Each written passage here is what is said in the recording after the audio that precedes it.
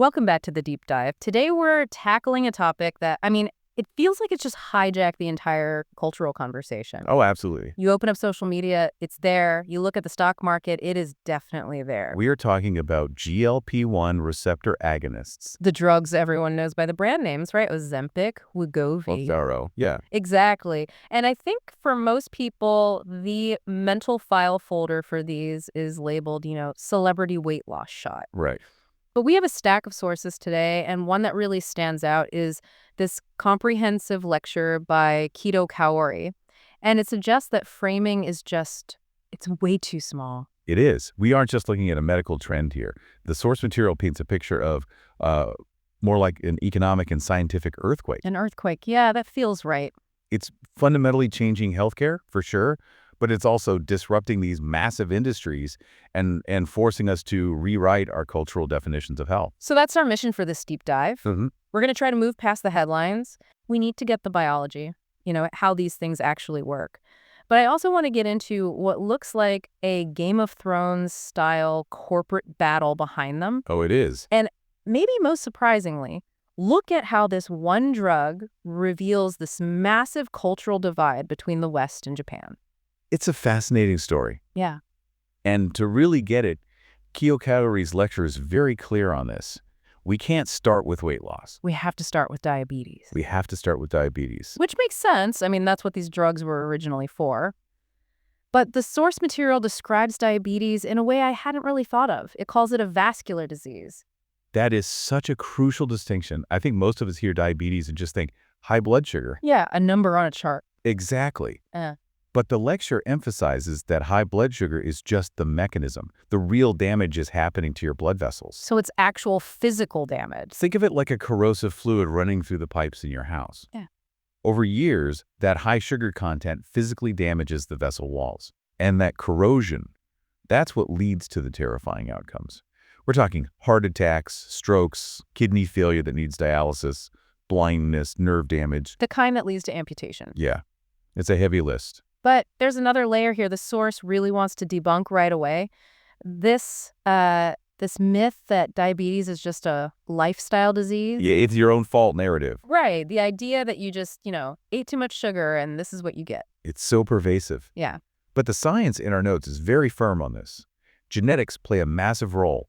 You can have a constitution that's just prone to diabetes, regardless of your lifestyle. The lecture had a specific stat on this about Japanese people, didn't it? Yes, and it's surprising. It points out that Japanese people are genetically prone to diabetes even without being highly obese, especially when you compare them to Westerners. So you can be relatively thin, active, and still get it. If you have that genetic makeup, yes. It's a mix of constitution and environment. It is not just bad behavior. Okay, so we have this serious vascular disease. Enter GLP-1. What exactly is this stuff? So GLP-1 stands for glucagon-like peptide 1. And it basically mimics a natural hormone in your body called incretin. Incretin. Yeah. So normally when you eat, incretin tells your pancreas, hey, food's here. Send out some insulin to handle the sugar. But if it just secreted insulin, it would be another diabetes drug. We have plenty of those. Why is this one turned into a global phenomenon? Because of the side effects. And I'm using air quotes there because these side effects are now the main event. Right. This hormone does two other magic things. First, it physically slows down the movement of your stomach. So you feel full because the food is literally sitting in your stomach longer. Precisely. Yeah. But the second mechanism is the real game changer. It acts directly on the satiety center in your brain. It just turns down the volume on the I'm hungry signal. It's hacking the brain's appetite control. That's the perfect way to put it. And Kaori notes this was the foreshadowing for its explosion as an anti-obesity drug. We're seeing a true paradigm shift. Let's unpack that, because for so long, the medical advice for obesity was just eat less, move more. A willpower issue. Yeah, and that works for some people, but what we understand now is that for many, obesity is a chronic disease. It's a dysregulation in that brain system we just mentioned. The stop signal is broken. It's not just a weakness of will. And the sources mentioned that previous diet drugs were, well, they're pretty terrible. Awful. Just a graveyard of bad ideas. They either barely worked or they were essentially amphetamines with, huge heart risks. So what makes GLP-1 different? Its safety profile. It primarily works when your blood sugar is high. So unlike, say, injecting insulin, where you can accidentally crash your blood sugar to dangerous levels. Hypoglycemia. Right. GLP-1 is much less likely to cause that. And then there's the effectiveness. The source calls this the Wegovy stat. What's that? Clinical trials for semaglutide, that's the active ingredient in Wegovy, showed an average of 15% weight loss. 15%. Just to contextualize that, what were we seeing before? With diet and exercise, or older drugs, you were lucky to see maybe 3 to 5%. Hitting 15% is history-changing. That's a massive jump. It is. In the world of medical weight loss, that's the difference between a supplement and a cure. And when you drop a drug like that into a country like the U.S., where obesity rates are over 40%. You don't just get a successful drug, you get a social phenomenon. Exactly. But this is where the story pivots for me. The weight loss part is known, the corporate battle behind it. I mean, the source calls it the geopolitics of insulin. It sounds like a spy movie. It is absolutely fascinating. And it's a decades-long rivalry. The two main players are Novo Nordisk from Denmark. They make Ozempic and Wegovy. And Eli Lilly from the USA. Mounjaro and Zepbound. Correct. But they've been fighting for dominance in the insulin market for nearly a century. And that backstory explains everything. And according to the lecture, this whole rivalry comes down to yeast versus bacteria. It sounds so obscure, right? Yeah. This choice defined the economics of pharma for years. Eli Lilly made their insulin using E. coli bacteria. Novo Nordisk, though, used yeast. Very similar to the yeast for baking bread or brewing sake. Why does that matter? It's all about manufacturing efficiency. With E. coli, the insulin's made inside the cell. So to get it out, you have to kill the bacteria and break the cell open. That sounds messy and expensive. It is. A lot of purification needed. But yeast. Yeah. Yeast is magical. It secretes the insulin outside the cell into the culture fluid. You just filter the liquid. So Novo had the edge? Their little yeast factories were just more efficient? Exactly. They could mass produce it cheaper. They were the undisputed kings of the insulin era. Okay, so Novo was on top of the world. But then a disruptor shows up. The outline mentions an Indian company, Biocon. Enter Biocon.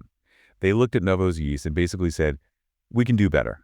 They started using a different kind of yeast called bichia. Bichia? Think of it as industrial super yeast. Industrial yeast. It grows faster, to higher densities, produces way more protein. It was a game changer. Biocon could make insulin even cheaper than Novo. And suddenly, Novo Nordisk's whole empire is under threat from high-quality, lower-cost generics. That's the classic innovator's dilemma. Their main cash cow was in trouble. They needed to pivot. They needed a lifeline. So they bet the farm on GLP-1. They did. But here's the twist that really surprised me. Eli Lilly was actually the first to develop a GLP-1 analog. Wait, really? But Novo got famous for it? Lilly's version failed commercially. It had a really short half-life. It broke down in the blood so fast you'd have to inject it constantly. Just not practical. So how did Novo solve that puzzle? Brilliant chemistry. They took the GLP-1 peptide and they attached a fatty acid chain to it. A fatty acid, like from... Basically, yeah. Yeah. In the blood, this fatty acid chain grabs onto albumin, a common protein. And this creates a kind of armor for the drug. So it's protected. It's protected from the enzymes that usually break it down. Yeah. And that extended its life in the body enough to create a weekly injection. That's Ozempic. They armored the drug with fat to treat obesity. The irony is just, it's beautiful. It is. But Lilly didn't give up. They saw Novo's success and countered.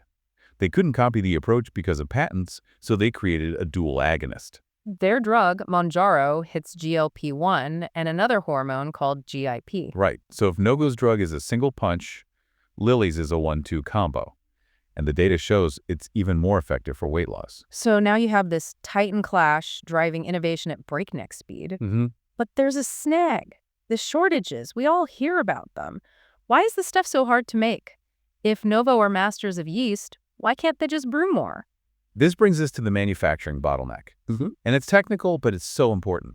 Insulin is grown in yeast or bacteria. It's a biological culture. You can scale that, just build bigger tanks. Right. But current GLP-1 drugs are different. They're made through something called solid phase synthesis. Which means what in plain English? Okay, so think of yeast culture like planting a garden. You set the conditions, nature does the growing. Solid phase synthesis is like building a Lego tower, one specific block at a time in a lab. Chemically stitching amino acids together. Exactly. It's incredibly difficult to scale. It's clean, no viruses or contaminants, but you can't just brew it in a giant vat. You need specialized chemical reactors and massive amounts of raw materials. So the manufacturing tech literally can't keep up with the demand. That's the shortage. That's the shortage. But And this is where the source drops a potential bomb on the whole industry. There is a future disruptor. The game changer. It is. A Japanese company, Chugai Pharmaceutical, has developed a non-peptide GLP-1 agonist. Non-peptide. Why is that a big deal? Because peptides are those large, complex Lego molecules that are Oh. so hard to make. A non-peptide is a small molecule. It's a standard chemical drug. Like aspirin. In terms of manufacturing, yes, it can be made with standard equipment. It's cheap, and this is crucial. It can be taken as a simple pill. Whoa. An oral pill. No injections. No injections, no complex factories. It could crash the entire demand for peptide synthesis. It could solve the supply crisis overnight. And who did Chugai license this technology to? Let me guess. Eli Lilly, they've already submitted for approval. If this works, the landscape changes. Again, That's just wild. It's like an arms race where the weapon keeps changing from yeast versus bacteria to chemistry versus biology and now pills versus injections. it is. But I want to pivot to the final part of Kido Kaori's lecture, because this is the most surprising part for me. We've looked at the biology and the business, but the culture, specifically comparing the US and Japan, it gets very dark. Yeah, the tale of two cultures. Usually we think of the US and Japan as, similar wealthy nations. But the context for these drugs couldn't be more different. Totally opposite. In the US, you have the poverty paradox. Obesity is often linked to poverty because the cheapest food is high calorie, high sugar, highly processed. The dollar menu effect.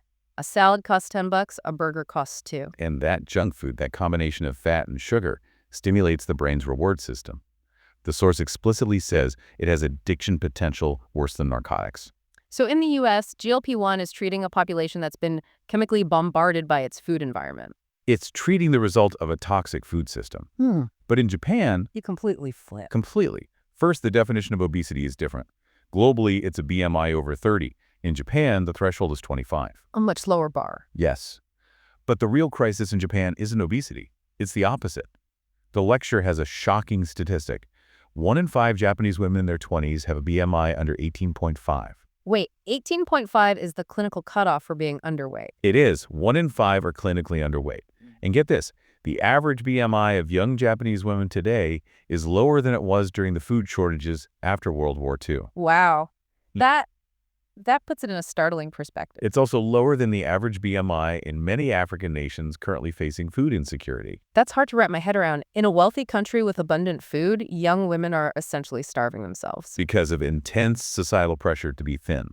And this leads to serious health issues, infertility, osteoporosis at a young age. And this is where GLP-1 enters the Japanese market in a really dangerous way. Exactly. You have healthy people who are already thin, getting GLP-1 from online diet clinics for cosmetic dieting.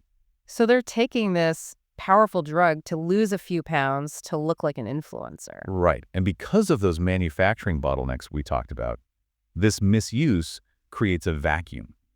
Every dose that goes to a cosmetic dieter is a dose that doesn't go to a diabetic patient who actually needs it. It's a tragic irony. In one country, a fix for an obesity epidemic. In another, a tool for vanity that threatens public health. It really frames GLP-1 not as a drug, but as a mirror. It reflects whatever societal issues are in front of it. It really challenges that idea of technology being neutral. The chemical is the same, but the impact is totally different depending on the culture it lands in. So where does this leave us? I think the synthesis is that GLP-1 is a technological solution to very modern problems. We created a world with food designed to be addictive, and now we've created a chemical switch to turn that addiction off. It fixes a broken appetite system. It does.